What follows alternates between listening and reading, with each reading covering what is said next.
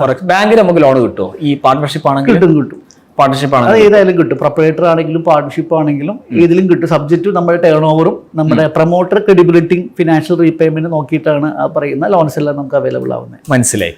Okay, ഇനി അത് നമ്മളൊരു പ്രൊഫഷണൽ ഇൻവെസ്റ്റർ, ഒരു ഏഞ്ചൽ ഇൻവെസ്റ്റർ അല്ലെങ്കിൽ നമ്മളെ നെറ്റ്വർക്കിൽ വേറെ ആരെങ്കിലും ചെയ്യുകയാണെങ്കിൽ എന്തുകൊണ്ട് പാർട്ട്ണർഷിപ്പ് സാധനത്തിൽ അത് ചെയ്യാൻ പറ്റില്ല?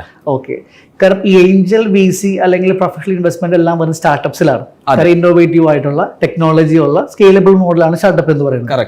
ഈ സ്റ്റാർട്ടപ്പിൽ യൂസ് ചെയ്യുന്ന പല ഇൻസ്ട്രുമെന്റ്സും പാർട്ണർഷിപ്പിലോ LLPയിലോ യൂസ് ചെയ്യാൻ പറ്റില്ല.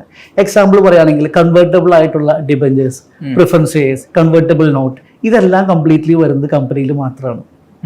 കാരണം ഒരു കമ്പനിക്ക് മാത്രമാണ് നെക്സ്റ്റ് ലെവലിലേക്ക് പല കാര്യങ്ങളും ഫണ്ട് റേസ് ചെയ്യാനുള്ള ഈ ഇൻസ്ട്രുമെന്റ് യൂസ് ചെയ്യാൻ പറ്റുള്ളൂ. ഒരു പാർട്ണർഷിപ്പിന്റെ സ്കെയിലബിൾ ട്രസ്റ്റ് വർത്തിനെസ് വേണമെങ്കിൽ അതും കൂടി പറയാം. പാർട്ണർഷിപ്പ് വേണമെങ്കിൽ എപ്പോൾ വേണമെങ്കിൽ ക്ലോസ് ചെയ്തിട്ട് പോവാം.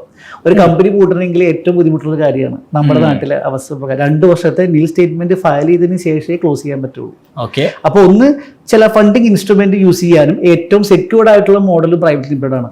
അതിൽ മാത്രമേ നമുക്ക് പ്രൊഫഷണൽ ഫണ്ടിങ് നമുക്ക് ചെയ്യാൻ പറ്റുള്ളൂ. ഇനി ഇതിനിടയിൽ നിൽക്കുന്ന ഒരു ഇൻസ്ട്രുമെന്റ് ആണ് LLP. ഇപ്പൊ നമ്മളിപ്പോൾ റിസോർട്ട് സ്റ്റാർട്ട് ചെയ്യാണ്. ഒരു പബ്ലിക് ആയിട്ട് ലാർജ് 200 പേരിൽ നിന്ന് 300 പേരിൽ നിന്ന് ഫണ്ട് ഒക്കെ എടുത്ത് ടൗൺഷിപ്പ് ചെയ്യാണ്. വേറെ പ്രൊഫഷണൽ ഫണ്ടിങ് ഒന്നും വേണ്ട, നമ്മുടെ നാട്ടിലുള്ള ഒരു NRIs കൂടിയിട്ട് അല്ലെങ്കിൽ ഒരു 300 പേര് കൂടി ചെയ്യാൻ LLP എന്ന് പറയുന്ന മോഡൽ ചെയ്യാം. അതായത് കമ്പനിയിൽ 200 മെമ്പേഴ്സ് എന്ന് പറയുന്ന റെസ്ട്രിക്ഷൻ ഉണ്ട്. 200 പേരിൽ കൂടുതൽ മെമ്പേഴ്സ് ആക്കി നമുക്ക് ആക്കാൻ പറ്റില്ല കമ്പനി. LLPയിൽ LLPയിൽ നമുക്ക് എത്ര പേരെ വേണമെങ്കിലും മെമ്പേഴ്സ് ആക്കിയ പാർട്ണർഷിപ്പ് ഡീലാണ്. അല്ലല്ല, private limited company. Private limited company LLPയിലാണെങ്കിൽ എത്ര പേരെ വേണമെങ്കിലും നമുക്ക് മെമ്പേഴ്സ് ആക്കാൻ പറ്റും.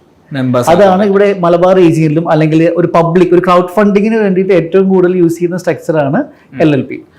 ഓക്കെ, അപ്പൊ നിങ്ങൾ ഈ ഫൈനാൻഷ്യൽ ഇൻസ്ട്രുമെന്റ്സിനെ കുറിച്ച് പറഞ്ഞു. എന്താണ് ഈ convertible? Why do I need this as a D2C startup owner? എനിക്ക് എന്തിനാണ് കൺവേർട്ടിബിൾ നോട്ട്സ് ഒക്കെ യൂസ് ചെയ്യേണ്ട ആവശ്യം? എന്താണ് കൺവേർട്ടിബിൾ നോട്ട്സ്? കാരണം D2C ബിസിനസ്, ഇ-കോമേഴ്സ് ബിസിനസിന്റെ ഏറ്റവും വലിയ ചലഞ്ച് എന്ന് പറയുന്നത് കസ്റ്റമർ അക്വിസിഷൻ ആണ്, അല്ലെങ്കിൽ ബ്രാൻഡ് ബിൽഡിംഗ് ആണ്. ക്യാഷ് ബേൺ ചെയ്താൽ ഈ പൈസ വരുള്ളൂ. അല്ല, നമ്മളിപ്പോൾ നോർമലി പറയുകയാണെങ്കിൽ 10 lakhs സ്പെൻഡ് ചെയ്താൽ എനിക്ക് വേണമെങ്കിൽ ഒരു 20 lakhsന്റെയോ 30 lakhs ലീഡ് കിട്ടും.